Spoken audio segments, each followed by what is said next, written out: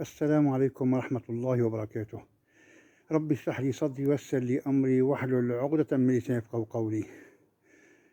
أخوتي أخواتي أعزائي المشاهدين، قولوا تاج الذكر لو 100 مرة صباحا 100 مرة مساء. سبحان الله، تاج الذكر ينسف الجبال، ينسف جميع الأمراض، ينسف السحر إذا عليك سحر، إذا كنت جسمك ضعيف يقوى جسمك بإذن الله. لماذا؟ تفكر قيام بلا إله إلا الله، أي لا معبود بحق إلا الله، لا تضع في قلبك غير الله سبحانه وتعالى، وحده لا شريك له، وحده رب العالمين، وحده. قل هو الله أحد الله الصمد، لم يلد ولم يولد ولم يكن له كفوا أحد. تفكر بتاج الذكر حينما تردده، لو 100 صباحا 100 مساء كما قلت وأسلفت.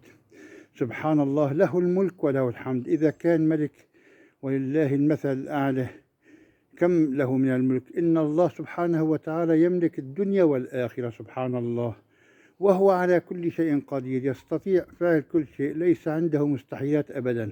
إن كان عندك مرض نفسي، عندك سحر، عندك ضعف في الجسم، ضعف بالقوة في جسمك، سبحان الله ينسف. إذا كان ينسف الجبال بقولك لا إله إلا الله وحده لا شريك له، له الملك وله الحمد وهو على كل شيء قدير، كيف لا يشفيك الله سبحانه وتعالى عندما تردد تاج الذكر؟ وإذا أردتم أن تكثروا من تاج الذكر أكثروا، فإنه تاج الذكر أفضل الذكر.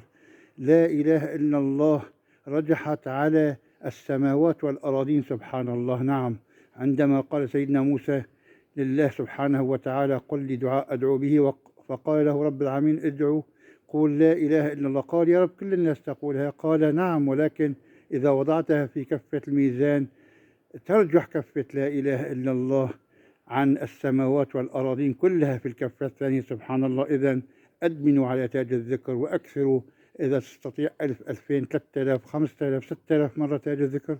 قول تاج الذكر لتتخلص من الوسواس القهري والأمراض.